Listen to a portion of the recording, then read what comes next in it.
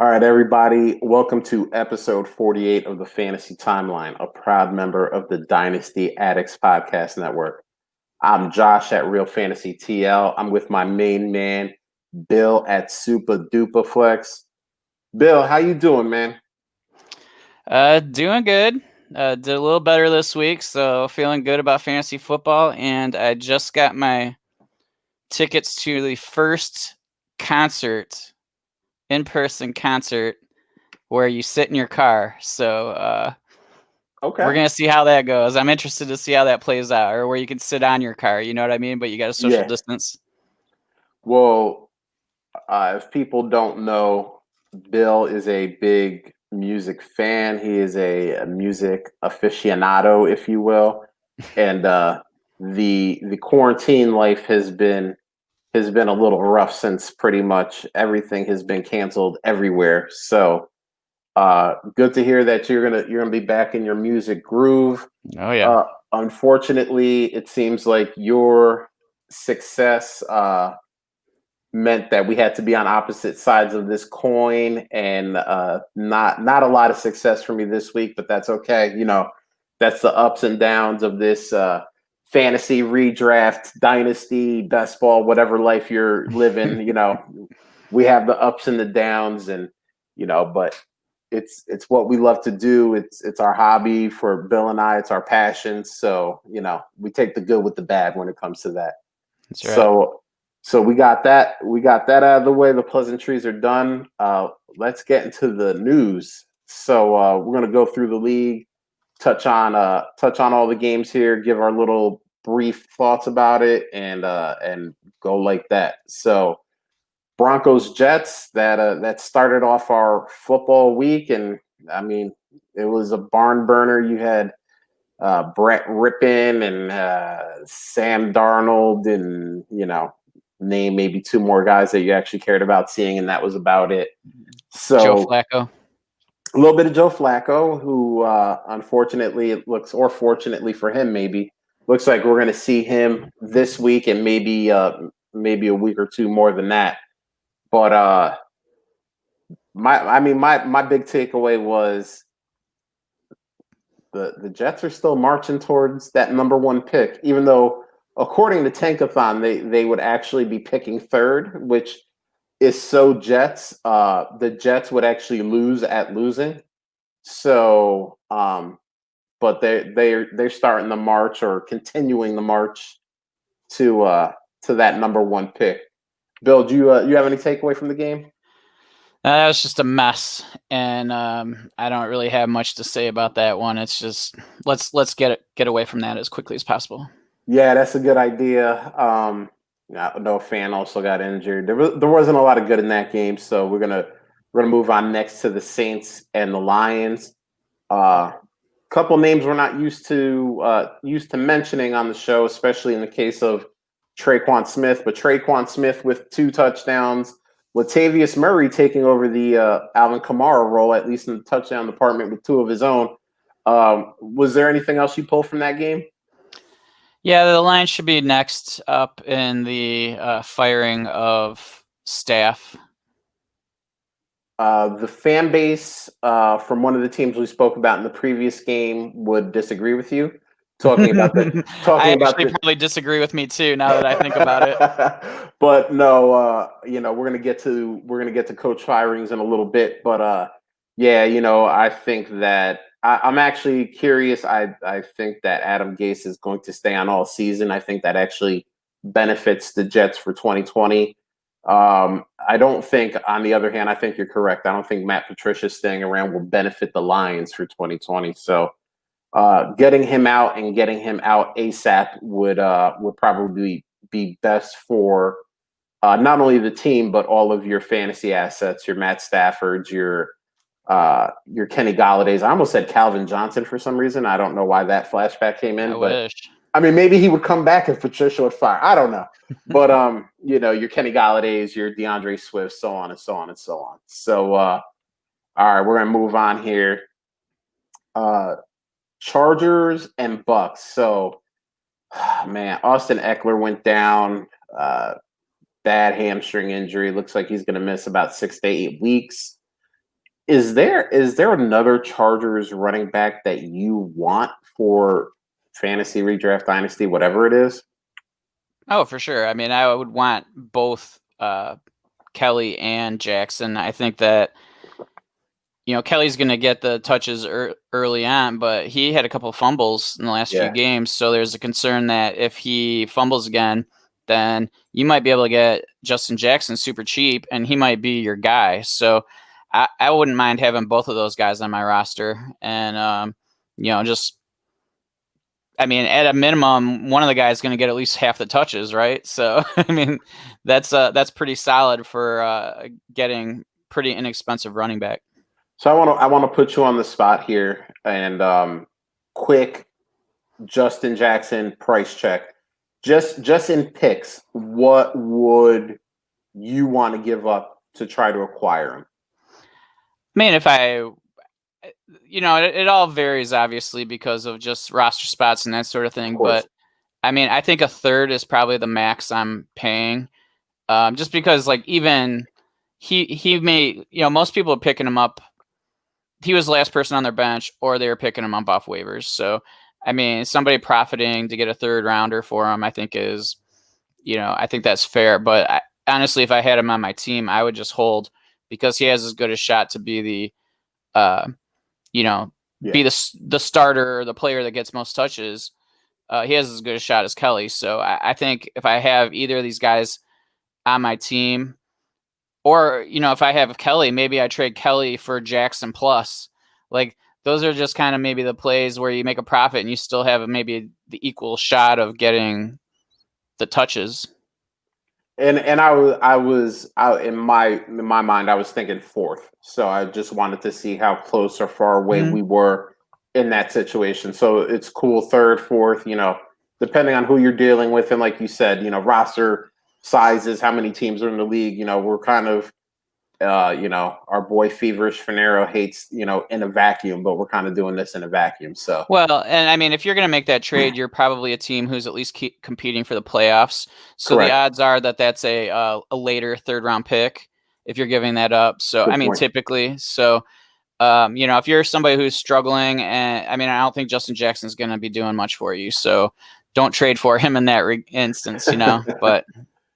No, but yeah, cool. We're kind of on similar pages there, and I like the fact that you brought up contenders should be doing that, so that third should be on the later end, closer to a fourth round pick. Jags versus Bengals. DJ Chark, man, whoo. He got nicked up a little bit, needed that week off, and really put on a show. Did you have any takeaways? My big takeaway was Chark. Yeah, I mean, Chark looked really, really good. Minshew didn't look great, but overall, I mean, they're going to be who they are, I think. And if you have Minshew, I don't think you're going to be banking on him being around next year. They're just so bad, and hopefully they can improve with their young wide receivers and that sort of thing. But I just don't think they have the defense to do that. So if I have Minshew and I have him in a few places, I'm starting to think about maybe making some moves for a team, moving him to a team that might need him for this year, and just take my, just cut it now while I still can and get a little bit of value out of him. Yeah, and it's crazy because. So I've been on a kind of a roller coaster with Minshew. For sure. Going into the whole draft process, I didn't think he was much. I believe you had actually a much higher opinion, and that's actually in the written word. So it's not like it's not like you're doing. There's Monday receipts. Morning, yeah. You're not doing Monday morning quarterbacking here. You have this in print. Yep. I did not feel the same way you did. So I kind of started on the bottom, and then kind of Nick Foles goes down, and it's like, oh wow, he's kind of good. And then there's that like little hiccup where, then Foles comes back and they try to do that whole mess, and then Minshew comes back. And so during the offseason on teams that I felt were contenders, I was trying to give up my first for Minshew. Nobody took that. Everybody was like, nah, man, Gardner Minshew, and I was like, then I actually started going back down because I'm like, people are really hyping this guy up, Yeah. and now I'm starting to think that I should be on the other side of this. And I do think in some super flexes you still will be able to get the first for Minshew. But now I'm like, that's not a price I want to pay. Yeah, and like, to be honest, like I have him in a 14 team league, super flex league, and I know during these bye weeks people are going to start hurting for some decent quarterbacking, and I mean he's going to be putting up stats this year, I think, just because their defense is never going to keep them in games, so he's going to be passing a lot. So just based on volume, he'll do okay. So I think I'll be able to move him, and maybe I got to add a little juice, but I might be able to get a late first from somebody. And that's kind of my thought is like, okay, maybe I throw them an aging veteran plus Minshew for me to get the first, and it helps them in two ways. That's kind of my thought. I don't think I could get a first either. And I mean, even if it was an early second from somebody, I mean, I would probably take it. yeah. And if you want to grease that wheel a little bit, I'm on a tankathon right now. If the season ended today, the Jags would actually have the 11th pick, which I think actually keeps them out of the quarterback sweepstakes this year. So that may be something like, hey, it might be one more year of Gardner. I'm giving you Gardner. You're going to get this year and next year. I'd rather get the value out than be left with nothing. I mean, that's kind of where my brain is. But I agree. Like, yeah, if you want to roll the dice for people who have them and say, I'm willing to end up with nothing because I started with nothing, like, I can buy that as well. And I mean, so yeah, I mean, it's just a matter of where your team's at, how dire of a need you have at quarterback. Where if you're just blowing it up, then you want to get whatever you can. For sure, and it's funny, we talked about last week about shortening this up, and then we go on a Gardner Minshew rant for a few minutes. We're still going shorter than we did last time, so we're good. That's the truth. That's the truth. For the next game, this is my big takeaway. It amazes me that for a team that's 1-3, Vikings have a lot of explosive weapons. Dalvin Cook went for 2 touchdowns. Justin Jefferson, is he bursting onto the scene?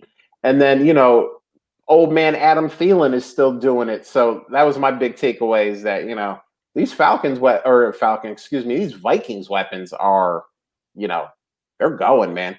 What are you thinking, Bill? Yeah, I mean, they're fun to watch. But I mean, at the same, even Rudolph looks decent. So I mean, I just don't think they're going to be good. I mean, it's kind of the same thing where they got to keep up with their terrible secondary, and so they're always going to have a problem. They're probably not going to win a lot of games just because their defense is kind of suspect.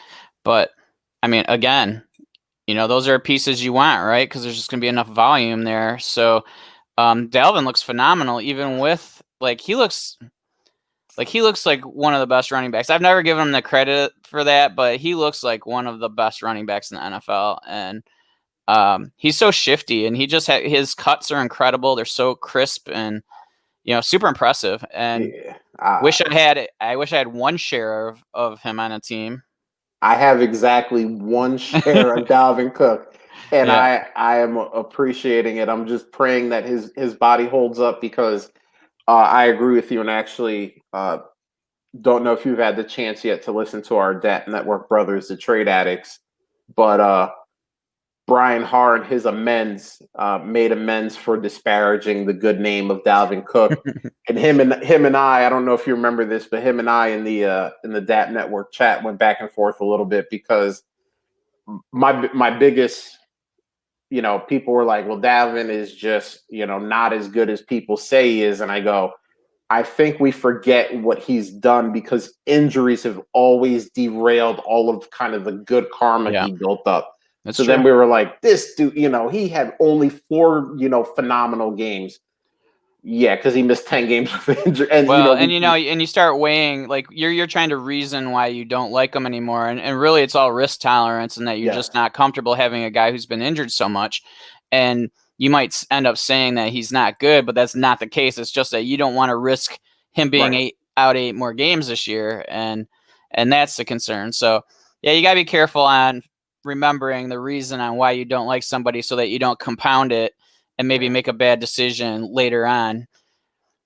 Yeah, agreed with that. And you know, the people who did hold out hope for Dalvin Cook, and even though I touted his ability, the fact that I only have one share of him shows that I was also risk adverse in that situation. And you know, it's Yep. not. I don't want to stand here and be like I was the Dalvin Cook guy and I have him But in 10 leagues. You know, it's I have my one share and that's it. it's hard, like in the startups in the off season and everything. It's like, can you really spend like a first round pick on this guy? You know what I mean? Like it was just one of those things. Like it's really hard when there's so many other guys that you could get that you don't have that risk already built in. I mean, So yeah, he was going. I skipped him. I took George Kittle over him because I was just like, I want the guy that I know is gonna put up the points, and I know he's gonna be out there if he can be, and all of that. And there was no threat also of a holdout, which there was in the offseason. So, Yeah, so that was a little bit baked in as well. But yeah, he's got the middle finger up at everybody that didn't draft him right now. he a lot of people get that money and they kind of rest on their laurels and kick back and relax. Dalvin Cook is doing the exact opposite. He's kind of beast moding it right now. Oh, all right, cool. We're gonna do this in the middle of the news because this looks like a good one. This is from our boy Trey S. Evening, gents. Full PPR. Sit one. Gurley, Singletary, Deontay Johnson. Bill, I want you to go first, and I think we're going to agree. But I don't know. all right. Where are we going with this? I think I'm sitting Singletary. Oh, we're not going to agree. Okay, go ahead. I mean, because I love Deontay Johnson, and I think because he's been cleared from his concussion and everything, so I'm happy with him. Gurley, I think they're playing Carolina, so like I'm super happy with that. So I think he can fall into the end zone a couple times. So that's why I'm going with Singletary. I love Singletary. But I just always question if he's going to get enough volume, and the touchdowns are always a concern just because you have Allen. And who knows who else they put in there? Maybe they run a tight end in over him because it seems like they'll do anything they can to not give him goal line work. Yeah, so we are going to disagree on this one. We will agree that we both love Deontay Johnson. This is actually the Deontay Johnson podcast.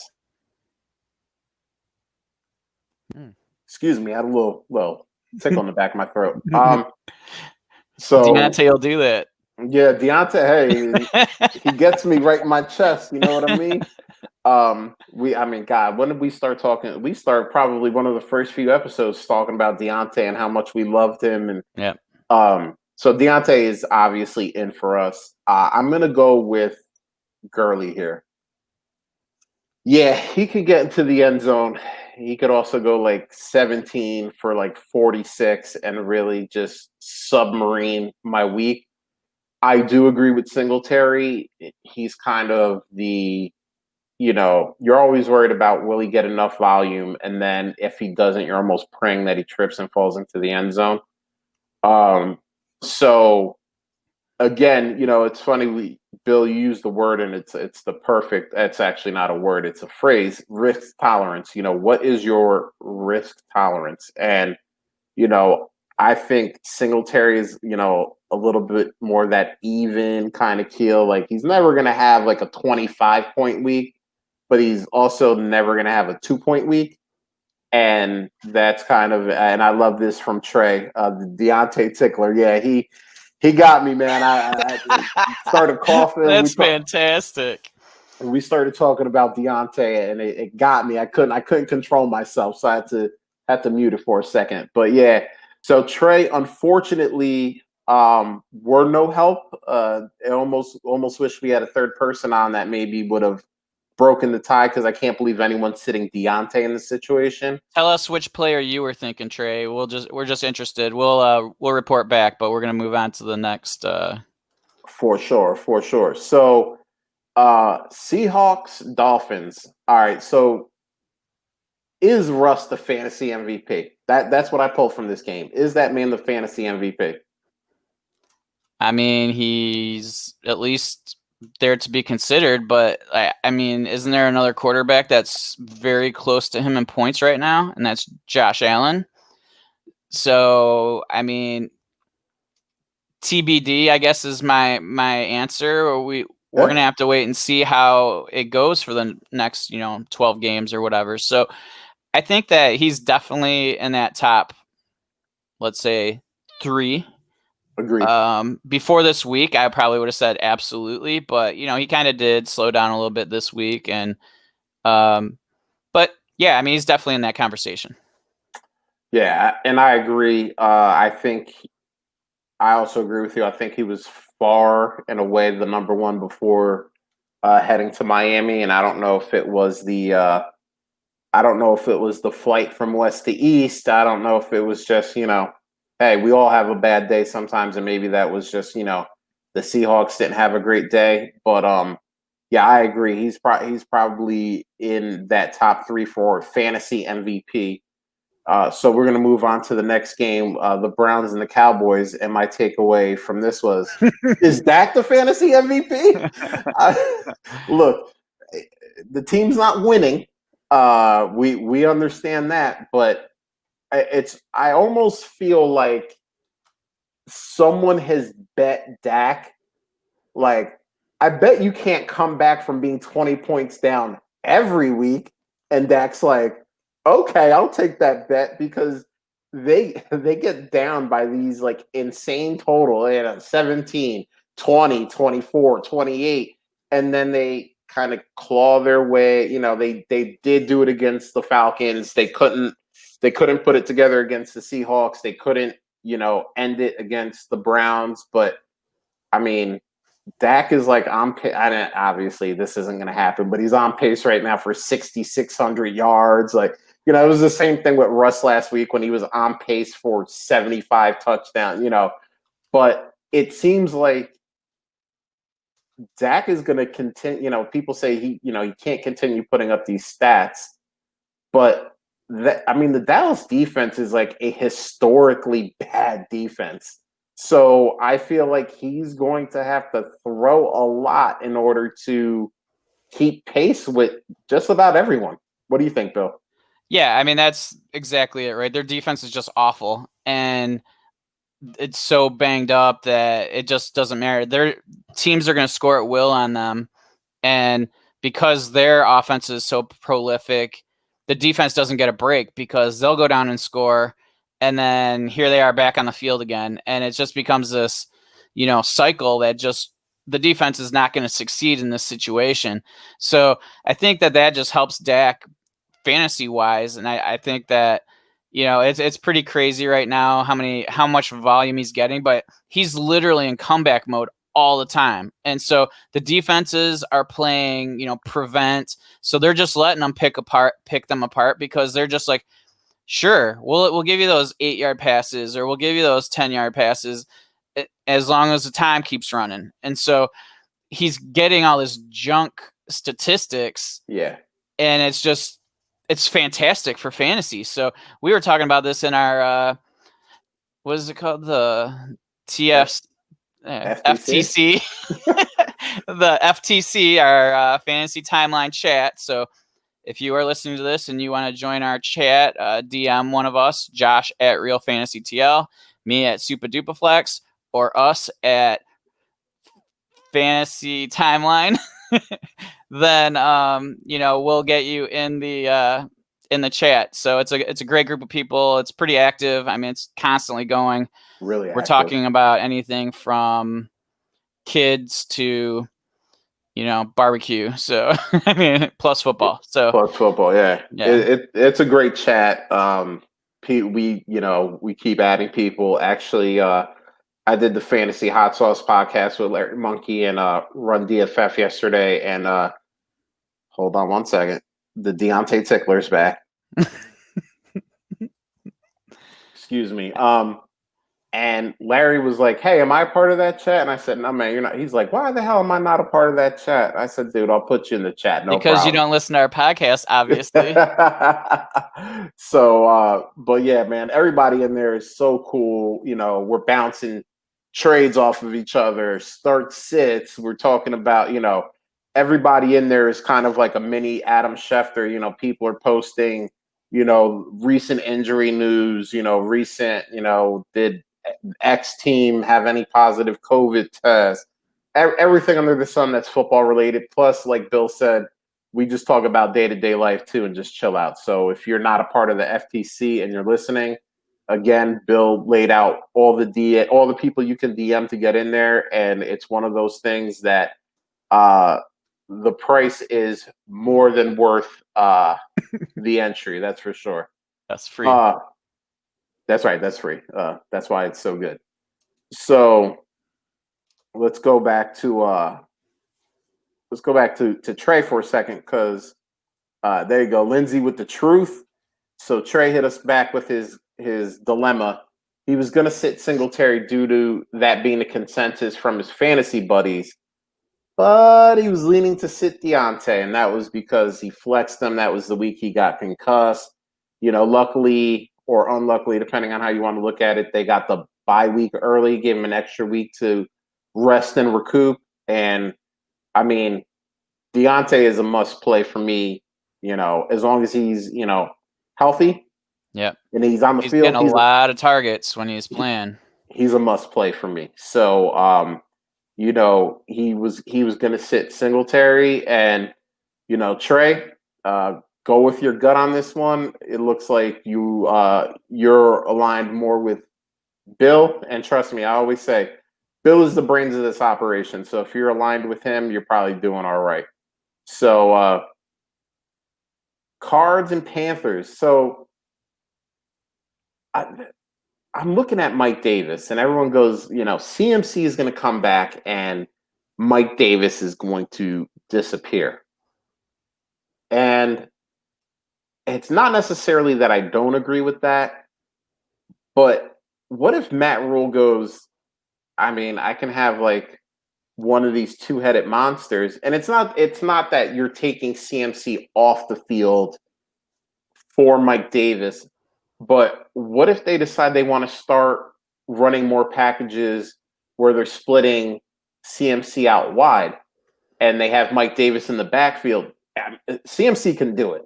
Let's face it. Dude is I personally think he is the best pass catching back in the league. So, stringing him out wide isn't like this crazy idea that I just came up with that no one ever thought of. So that's my thing. Maybe is Mike Davis a longer term thing than any of us are expecting? I think he'll get some play, especially the first few games when when CMC comes back, just because he's getting back into game shape, all that kind of thing. But I don't think the intention was ever to give CMC all the touches. And I think now that they are aware of a viable option, I think they're going to be more apt to give him a little bit more of a spell from here and there. And I just can't think that, especially this year with him being banged up, and they want to make sure that he stays fresh. And this is kind of a year where, it's looking like they're not going to be a playoff team. Maybe they, shock the world, but it's just not looking that way. So, I would think that they're going to be a little bit more, I guess, conservative with CMC. And so it wouldn't surprise me if instead of him getting 95% of the snaps, he gets 80% of the snaps. Okay. Something like that. But only they know, you know what I mean? Because maybe they go, hey, we paid him. You're going to be out there constantly. And yeah, you're right. They could move him into the slot if they need to, but they're okay at wide receiver. So I don't think that's going to be I don't think they're going to feel better with him out there over any of their wide receivers. Maybe over Curtis Samuel. Maybe. The top two guys, Robbie Anderson and DJ Moore, it's not a conversation, but maybe that third guy, who knows? All right, let's hit Colts and Bears. Big Dick Nick loses, but A-Rob wins. Nick Foles looked like Nick Foles out there, but the one good thing about Nick Foles being out there is that he loves A-Rob. and he peppers that dude with targets. And if you have A-Rob on your fantasy teams, you're loving life.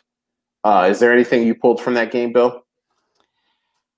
I mean, Arab's good. We decided that a while back, I think. So I mean, nothing has been done to prove otherwise. I think that Foles, he went up against a really good defense, and so I'm not gonna like destroy him for it, but he's gonna have to show something, or else they're gonna be in big trouble after week 7, and they just have 2 crappy quarterbacks instead of 1.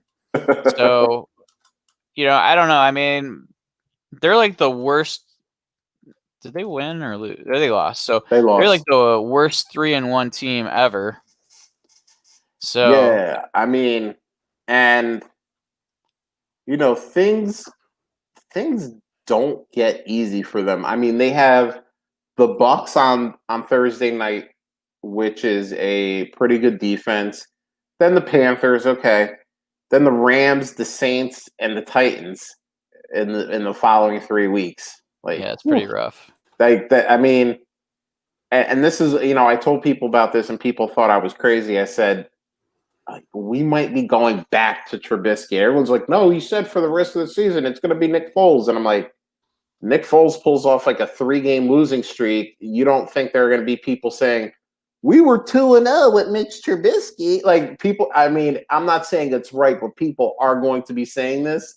And let's face it, we know that bad organizations make bad decisions. And unfortunately, I apologize to any of our Bear fans out there. You guys have been a pretty bad organization for a long time. So I'm just saying, it could, you might be seeing Big Dick Mitch, before too long, whether you want to or not. All right, let's go. Cards. I'm sorry. Ravens versus the football team of Washington. Welcome back, Mark Andrews. 2 trips to the end zone. Kind of doing Mark Andrews things. Is there anything you pulled from that one? Yeah, I think that Lamar looks a little stunned still. He looks like he's gotten a little, he got rattled after that Kansas City game, and I think that he kind of showed that still this game, even though they won and all that, but they still didn't look like that super potent team, in my opinion. So hopefully he gets that confidence back, because they're just so much more fun when he's playing with that swagger.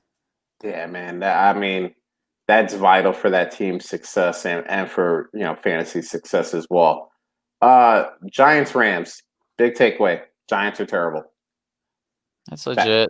I mean, that's all I got. I mean, obviously this week start all your Giants. They're playing the Cowboys, but I mean, besides that, like, yeah, but who are they even? Like, I mean, it's just there's like you don't even know to start there. Like, start your Daniel Jones, start your Golden Tate, start your why am I blanking on his name? The other wide Ingram? receiver. Oh, Slayton. Start Ingram too. Don't start any of those running backs. They're hot garbage. But yeah, start all the pass catching weapons because, I mean, let's face it, that game could be 40-35 final score. I'm not even going to predict the winner because it could be the Giants. So start them all. Bills Raiders. Diggs is very good, and all the truthers are being rewarded, man. I mean, he needed to get out of Minnesota. I was the type of person that's like, yeah, he's good, but he's not on that elite level. Dude, every week he's just climbing that ladder to elite. I don't think he's quite there yet, but oh man, he's only a couple rungs away. Like he's a couple more weeks and you're gonna be putting him in that, top 5 to 8-ish territory. And that's just the facts. Anything for you, Bill? Yeah, I mean, they just look awesome. Like, there's just their offense did like a 180 from last year. It's just insane, like what they're doing with this spread offense now, and it's so much fun to watch. So the Bills have become a true powerhouse, I think. Yeah. As long as Josh Allen doesn't turn into Josh Allen in the second half of the playoffs last year. Yeah.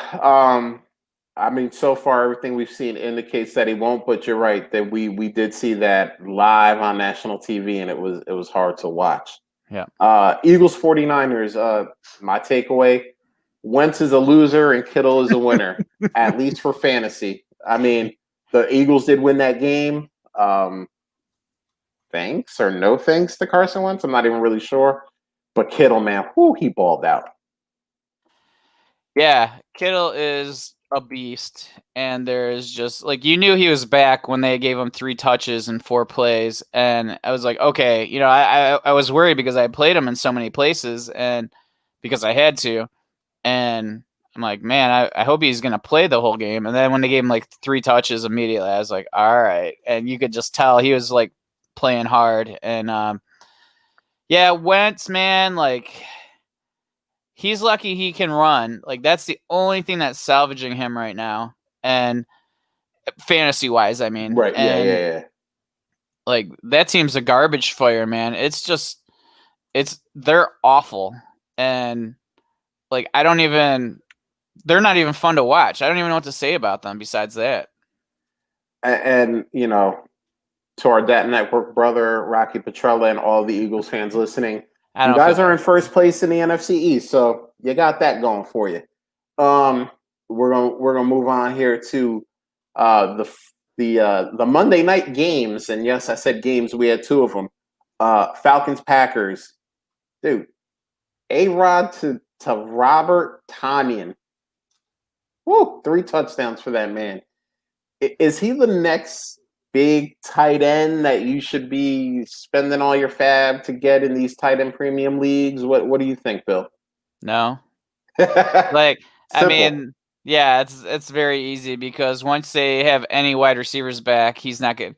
I mean, he's proven time and time again that Rodgers doesn't look at his tight ends consistently. So you never know when you're going to get that. And so, I mean, it's fine if you can grab them for cheap, that's fine. But I'm not going out of my way. Somebody offered me right before the game, Tonyan in a third for my second. And I was like, nah. And then he scores 3 touchdowns, of course. But, yeah. I mean, regardless, I still don't even feel that bad about turning that down. You probably wouldn't have started him. Yeah. I mean, it was a tight end premium, 1.75, but it's just like, yeah, that doesn't, 1.75 didn't do me any good. He only got, 3 catches or 5 catches. So, yeah, it's not like it was this crazy volume. So, he was just hyper efficient on the targets. And Rodgers is just awesome. That's all there is to it. Dude, I'm going to say that I was on that train. I bought a ticket. I was preaching that A-Rod was dead, that he was, 100%. And dude, I was wrong. And yep. Bill, you know me, I'll be the first one to be like, I screwed up. I led people astray. I did it with DeAndre Hopkins. I did it with Aaron Rodgers. If you listen to me, I led you astray, and I apologize. In my defense, you're not the only one, brother. I also practice what I preach because I have 0 shares of Aaron Rodgers. So it's not like I was out there secretly scooping him up. I got no shares. So I have one because I couldn't move them. So that shows that it wasn't just like, it was pretty much everybody felt that way except for like John Hogue. So, I mean, that's pretty much it. So, yeah, I mean, I don't like the guy. I think he's a total prick, and he plays for the Packers. I'm a Lions fan, so I'm just never going to like that guy. But I cannot deny the fact that the guy is just incredible. So I want to throw this out here. Lindsey Kennedy, a proud member of that FTC that we spoke about earlier, the Fantasy Timeline Chat. WTF happened to Ridley? Good coverage, not 100% healthy. Someone please make me feel better. LOL. Well, I'm going to make you feel better right now, Lindsay. He's good. He's really good. I think that he wasn't 100% healthy. I think he was kind of out there as a decoy. Unfortunately, him and Julio argued about who the real decoy was, and then Julio left. I just think it was a lot of guys who were banged up, just trying to go out there and gut it out. And I think Ridley's going to get healthy. Julio's going to get healthy. Gage shakes off a little bit of the rust from the concussion. And I mean, let's face it, they're a lot like the Dallas Cowboys. High octane offense, no defense to speak of. So they're going to throw the ball a lot. Those guys are going to get receptions. It was one bad game. You got to stud. Don't. It's just one bad week. And the last game, Patriots and Chiefs. This game got moved because of Cam getting COVID, and then the practice squad quarterback on the Chiefs, Jordan Ta'amu, also tested positive. So that game got moved to Monday. All right, so here's the big takeaway. Is it Damian Harris season? No. I mean, yeah, I guess so because blanking. Who? Hurt. Sony Michel? Sony Michel's hurt. And so I was like, I don't think so. Like, watching the game, I couldn't. Like, I didn't watch all of it. I watched about 3/4 of it, and I didn't see his 41-yard run. Mm-hmm. But he didn't look good on every run I saw. He just looked like a guy who kind of ran where you're supposed to run. He didn't run hard. Like, if you compared him to Burkhead looked like he was running with everything he had. You know, he is gonna fight for, like, and he's running like shoulders down. He's just working really hard, and I don't think that Damian Harris has that, or he didn't show it at least. And my concern is that, it's fine, like, if you're getting all that volume, but at some point, the coaching staff's going to go, man, like, Rex Burkhead is doing better. Like, let's put him out a little bit more. And then he's not going to have that volume. That was a little concern of mine. And I know that's not the way he plays, but Burkhead's not a big guy either. So it's not even a matter of that. I think so that's a big concern of mine. It's exciting. You got 100 yards. You got 0 targets. So as long as they have James White, he's falling right into the Sony Michel kind of role. So I don't know if I'm like, I'll play him. I'm going to have to play him in some leagues, especially with bye weeks. But he's not somebody I'm like, oh, yeah, I got to put him in my lineup because I have him. So it's just one of those things that I'm not going to get too excited about it, but I'm okay having him on my roster, I guess. Yeah. But I wouldn't mind trading him right now, to be honest with you. Oh, 100% agree with that. All the Damian Harris truthers came out of the woodwork. Hey, did you see this? I actually saw someone tweet, hey, did you see this? Sony couldn't do this. And literally before I could even type my response, someone said, Sony did it last week. Like, and that's my fear about the Patriots backfield, is that you're going to get these games, but then you're also going to get the 7 reception, 86-yard game from James White.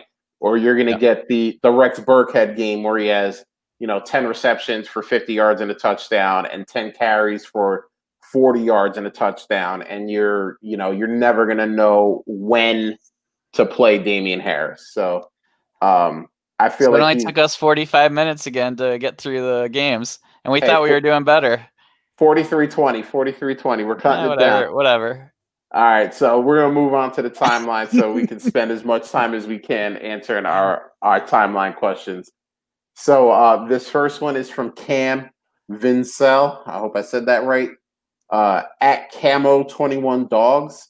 Half-point PPR, 1 quarterback, a contender trying to acquire CMC. Am I giving up too much? So he has CMC on one side, obviously, and then DeAndre Swift, Hollywood Brown, and 2 2021 firsts. So, Bill, what do you think? What side do you like more, the CMC side or the package side? I'm not a guy that's paying up for running backs, but I think that that's a fine trade. I think that's 4 first-round picks. Yep. And I think that's what you have to pay to get CMC. So I think that if you want CMC, that's what you're going to have to pay, and I'm okay with it. You're not getting anybody like CMC with those 2 first-round picks. I mean, even if Swift becomes a decent running back, like, what are we hoping to get out of Swift? Like, he turns into Kamara as the high Yeah. end, but that's Yeah. not likely. So what does he end up like? Eckler? So, I mean, I'm okay trading Eckler, those two, like 2 firsts and Hollywood for CMC if that's what you want to do. I usually play with depth, so it's a little bit of a different game. But yeah, I'm cool with that. Yeah, I think the trade on its face is a fair trade. It's a good trade. But I do think he's giving up too much, and this is my reasoning why. First of all, I feel like this is a trade you should have made 2 weeks ago. If obtaining CMC was kind of part of the program or part of what you thought your program needed to be, because now there's rumblings, CMC might be back next week, he might be back in 2 weeks. And every week that he gets closer to coming back, I feel like his price starts elevating again. I would try to maybe knock off one of the firsts or make one of the firsts a second just to try and still cash in on some of that CMC injury discount. I almost feel like this is a full price CMC is playing and dominating deal, and he's not quite doing that yet. So I kind of want to get a little bit of that discount. But at the end of the day, if that's what it takes to get him and you feel like he's kind of the last piece to your contending puzzle, then you got to pull the trigger because I agree with what you said, Bill. You're not getting a CMC you're probably not getting a CMC with one of those first round picks. Not saying it's impossible, but it's highly, highly unlikely that you find that guy with one of the first. So yeah, I mean, I would try to go a little bit lower to start with, but if it ends up at that point, I still think you're making a good deal. And maybe making the deal is his discount or her discount. Very true. Just being even able to acquire CMC might be the opportunity. And so, it's all a matter of if that's the best you can do, that's the best you can do. And I'm okay with it. But, I obviously you'd prefer to pay less. But, Yeah. a lot of people are holding. I mean, he's a league winner. I mean, in the ultimate sense of it. So I'm just the fact that somebody loosened their grip on him. Maybe that's what you got out of this injury. Yeah, and I mean, let's face it too. We try to talk in these very kind of technical analytic terms, and we try to say this is what the price is, and don't go over the price or whatever.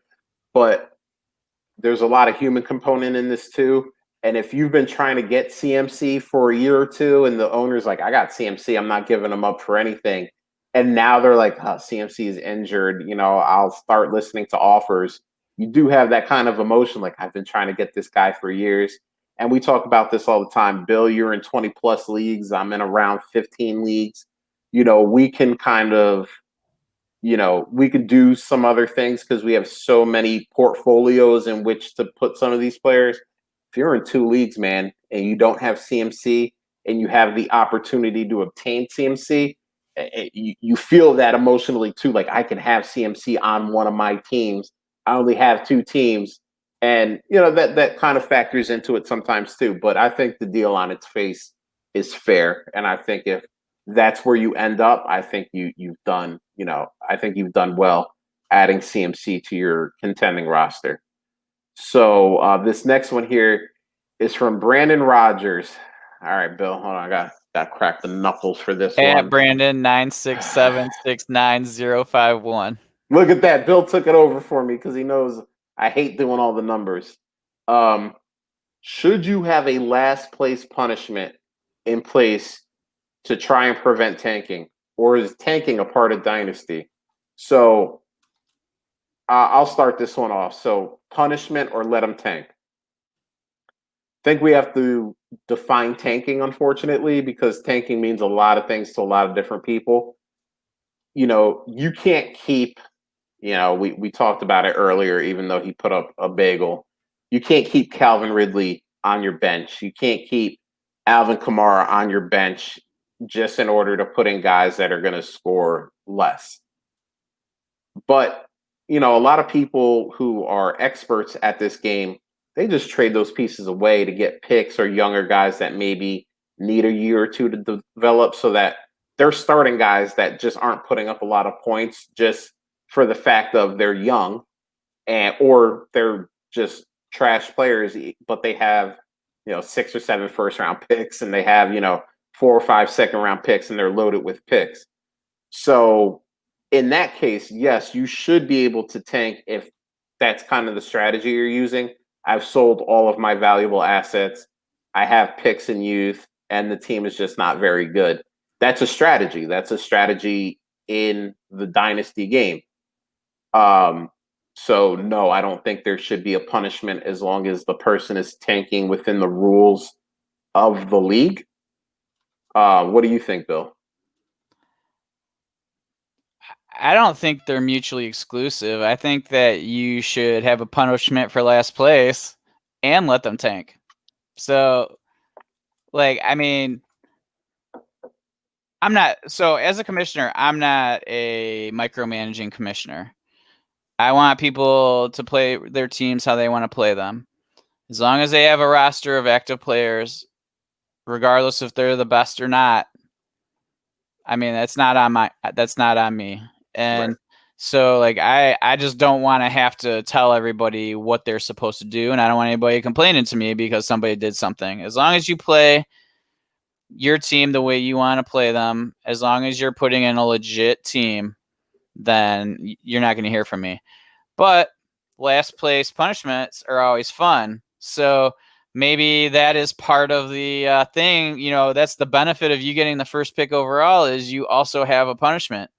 So I guess it depends on what you mean by punishment. Is it a punishment to prevent people from tanking? If that's the case, then no, I don't think you should do that. But if it's like one of those fun punishments where the dude's got to hold a sign up on the street or something that says I'm a piece of crap fantasy football player or something, then yes, I think you should do that. And Bill, I love the way you worded that because I didn't see it that way. I saw it more as being punished for the tanking. But I do love those last place punishments where, and listen, it doesn't need to be wild or extreme. Some people just have to bring, the pizza and wings to the next year's draft. Some people have to, wear the jersey of the rival team and, drafting that. I know the fantasy footballers, their league of record, what they do is the last place team has a cup of water dumped on them by the other 11 members of the league, and then they have to draft that soaking wet. Oh. So there's a lot of cool things that you can do, and like Bill said, if that's the intention, it's just a fun thing, and it's just there shouldn't be a kind of a punishment that affects the team so much, like a removal of a draft pick or something like that. But if it's something fun like that, or I know one league, the last place guy had to do a calendar shoot, and they put him in all these freaking outfits and everything, and they had a calendar, and every guy in the league got a calendar of this guy and all kinds of funny. Yeah, you can really have a lot of fun with it. So I'm 100% with Bill. If it's fun, yeah, let them tank, let them get that number one rookie pick, but then also, You and gotta hey, pay the piper. it's even funnier if that person gets the number one pick, but they traded it to someone else and they still have to do the punishment anyway. So you got that going for you. So Brandon, I hope that helps. I hope that clarifies some things, at least the way we feel about it. Next one here, we got from I'm gonna apologize in advance for butchering this name, Vishal Ganuguntla, and I know I said it wrong. I apologize, Vishal. At I_am_Vishal, who would you rather have in a 12-team PPR Superflex Dynasty? Tua and a 2021 pick, which right now I guess he's projecting as a top 5 pick, or Chris Godwin and Deebo Samuel? Bill, I'll let you go first. You want Tua and the pick, excuse me, or Godwin and Deebo? Yeah, this is interesting. Man, my feeling is very similar to the results of this poll, which are very close. I think I gotta go with the Godwin Deebo side. But it is really close, and I think it might. And I'm going to be right on that fence and say if you need a quarterback or if you're truly tearing your team up, then I'm going the Tua pick side. But if I'm at all a competitor, I'm going the Godwin Debo side. I'm not a huge Debo guy. Josh is more of a Debo guy. But I feel like I move Debo once he starts playing, consistently. I could probably move him for something very similar to that pick, maybe a little later, but probably a mid first round pick. So, yeah, the Godwin side's what I'd want if I'm at all a team that's gonna I think I could make the playoffs. I love the way you broke it down. I do agree with you. It depends on if you're contending or rebuilding. In a vacuum, we're going to go with in a vacuum again because unfortunately we don't know if Vishal is contending or if he's rebuilding. I'm going to go with Tua and the first. Yeah, I know. I surprised you, didn't I? You did.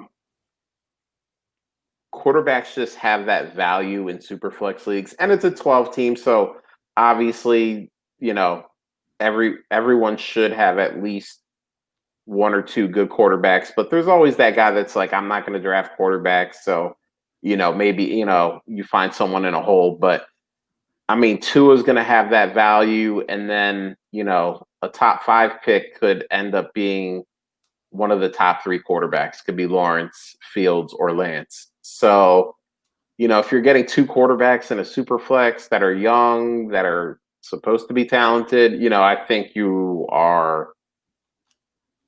have more value there. But I agree. If you're the contender, dude, get Chris Godwin at a discount. Because let's face it, he played one game this season so far. He's not playing again on Thursday night. They've already ruled him out. People are probably going to start to sour on him, but when he comes back, man, I think he's just going to flourish in this offense. And Debo's my man, so I can't be mad at having 2 high quality wide receivers on a contending team. So, yeah, Bill and I may have disagreed where we went in the initial poll, but I think we agree on the logic of the whole situation. You rebuilding, take the pick into if you're contending, take those wide receivers and go win yourself a championship. So we got this one here from New York or Nowhere at Dustin7Fam. And this is cool because we don't usually get the start sit questions, so it was kind of cool to get this one and throw it on there. With the QB change, and we'll talk about the QB change in a second. Who do I start this week as my wide receiver 2? Full PPR. Bench Terry McLaurin for Robert Woods last week.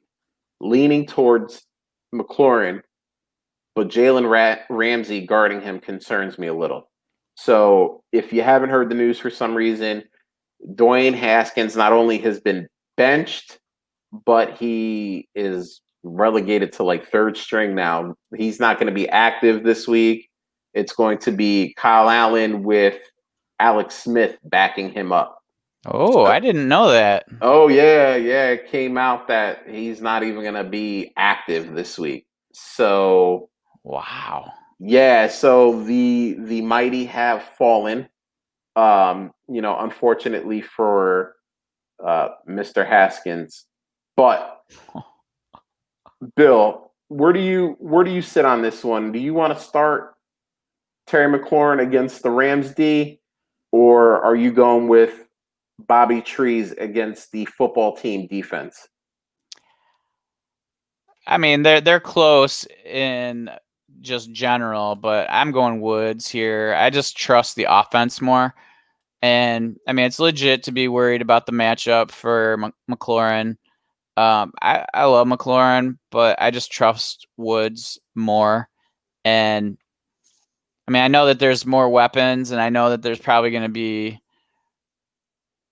it's spread out more amongst the offense, but I don't know. I would rather play the guy I know and trust, and I really don't have a good reason for it. No, I mean, and I'm, we're gonna disagree. I am gonna go with Terry McLaurin just because it seems like Terry McLaurin is just pretty much matchup proof. It doesn't matter who's guarding him. It doesn't matter who the quarterback is. It doesn't matter the fact that there's not another soul on that team that can help him out offensively. But he just kind of puts the stats up and he goes. So I would go with McLaurin. I don't think you have to worry about Kyle Allen.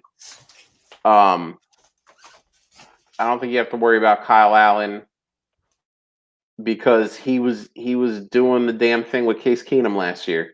And if Alex Smith ends up being the guy, listen, Alex Smith is a great story, man. Guy broke his leg. They thought they might actually have to amputate his leg. That doesn't happen, fortunately for him. Nobody thinks he's ever going to come back. The dude just multiple surgery, rehabs the hell out of that leg, and he goes hard, man. And he is, he's back with Washington. He is now the backup quarterback. He's balling out. So, yeah, I go with Terry McLaurin. I think he's just a straight stud, no matter what the situation is. Bill is going with Bobby Trees, who, by the way, just because I'm saying McLaurin over Woods, it's no disrespect to Woods, and just because Bill is saying Woods over McLaurin, that ain't no disrespect to Lauren or to McLaurin. It's just both guys are ballers, and sometimes when you got to make those decisions, you got to make the hard choices. But here's a good one from our man Steve Dennis. Logan Thomas stock rises with Allen or Smith. So, Bill, what do you think? Do you think you think Logan Thomas gets a bump now that Kyle Allen and or Alex Smith is in his future at quarterback? I don't think it rises. I just think that he will consistently still get targets. Like last week was a blip. I think he had a pretty good targets the other games, but I'm still comfortable playing him in like a premium just because there's just really no other options on that offense. I mean, Inman has played pretty decently. And but that offense is so untalented that like I think he's really possibly the second option. So I'm okay. I'm still comfortable playing him, but I don't think his stock rises any with the quarterbacks. I guess it's all situational for him. Yeah, and I agree. I don't think there's this like huge bump with Kyle Allen. There may be more of a bump with Alex Smith due to accuracy, but I don't think it's a big enough bump that you're really making Logan Thomas a top 5 tight end. Maybe it's a little bit of a tiebreaker if you're going between a Logan Thomas and trying to think of a middling tight end, Tyler Eifert or something like that. It's a bad example. So, wow. I'm sorry. I'm just reading the tweet that you sent me about Haskins not taking any snaps today. That's insane to me. Like, is he that bad when they literally just played him last week and he completed like what 75% of his passes last week? So here's my thing, and I had to find that tweet to send to you because I know I had seen it, and while I was looking for it, I came across another tweet from PFF. Lowest percent of accurate passes this season. Dwayne Haskins is 30th with 50.4% of his passes being accurate. So, and here's the thing. It doesn't say who the ones below him are. Oh yeah. Right below him at 31 is Mitch Trubisky, 46.2%. His ass is also on the bench. Hey, here's the interesting one, and people are going to think that I have a bias, and I really don't. I just read the facts as they come. Carson Wentz, 42.8%. So Wow. and that's not. Listen, Bill asked. I wasn't even going to mention it. So Yep. don't come at me, Philly fans. It wasn't me. And right there proves to you how bad that division is. Oh God, yeah. Listen, when you're 1-2-1 and you're a half game up on everyone else in the division, we don't even need to talk Uh-oh. about nothing else. Okay, I Yeah. mean, but a lot of people had a lot of different theories about why he was benched. And Bill, you brought up a good point. He actually had a decent game last week against a very good defense in the Baltimore Ravens. I have a feeling that they wanted.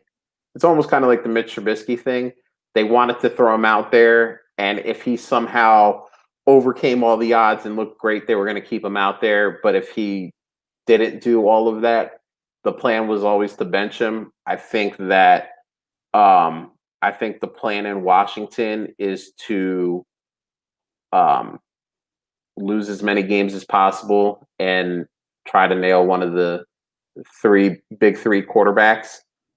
I think a lot of teams are starting to get to that point. I think the Jets are also one of those teams. Right now, according to Tankathon, if the season ended today, Washington would be picking 6. So they're kind of right in that area to possibly get a Trey Lance.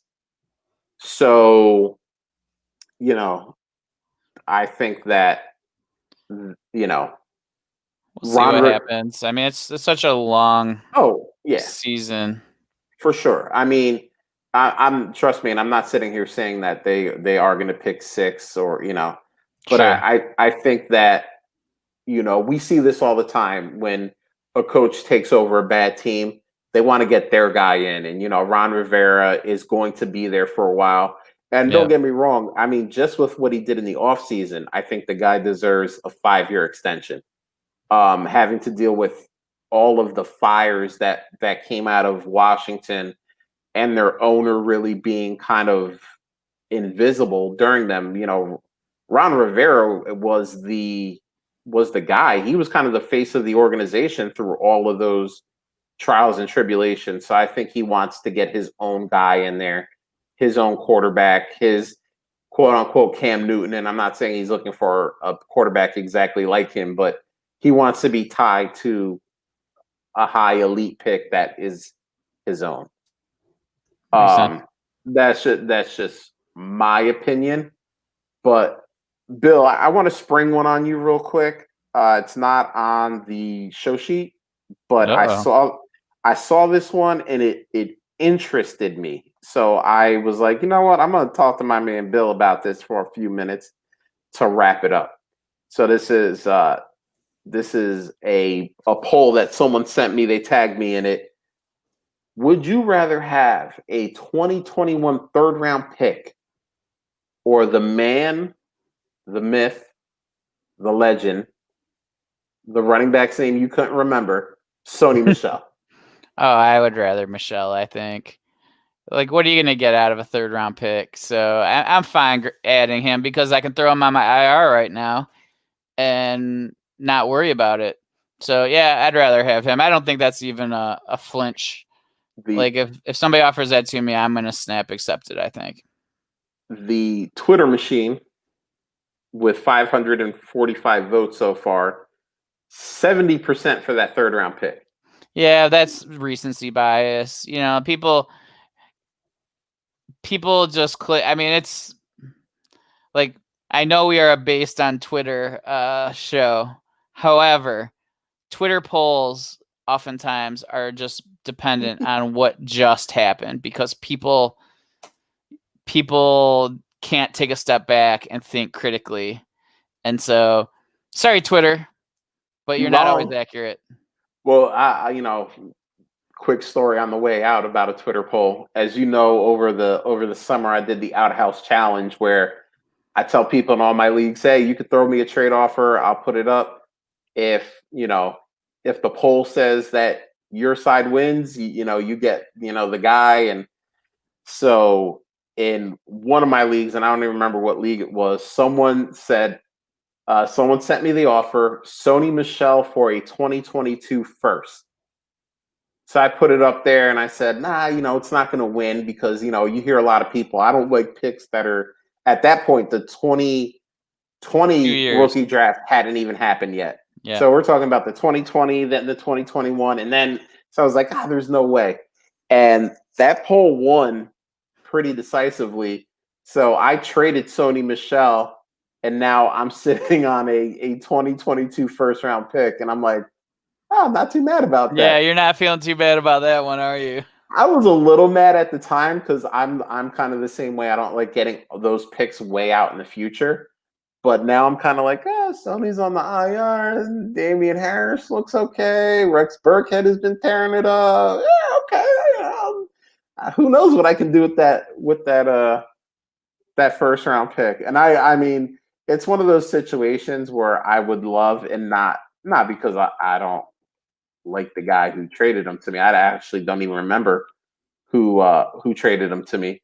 But it's like one of those situations where you almost hope that turns into the first overall pick, and not because not because, I mean, obviously because you want the first overall pick, but like looking back in hindsight and going, you traded the number 1 overall pick for Sony Michel. And look, we've all made trades like that. No, I mean, for sure. It's no insult to anybody. In all my leagues, someone's like, yeah, brother, keep losing. I have your pick. They're rooting for someone else to lose, and it's not it's not a mean thing. It's not, they don't like to help your team. Yeah, but you're like, that pick keeps just creeping up and creeping up, and you end up reaping the benefit of someone else's misery. So on that note, Bill, I think we did well. I think we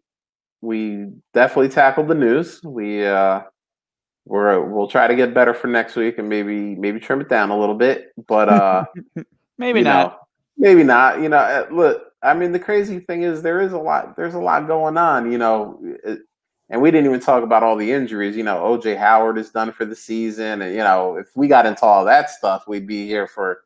We're at an hour and 12 minutes right now. We'd probably be an hour and 12 minutes just talking about all that stuff. So I know you guys like listening to the tweets and hearing our opinion about that stuff. So we'll try to cut it down even more so that we have more tweet time, as they say. But on that note, thank you to everybody that was here in the chat with us, man. You guys were awesome.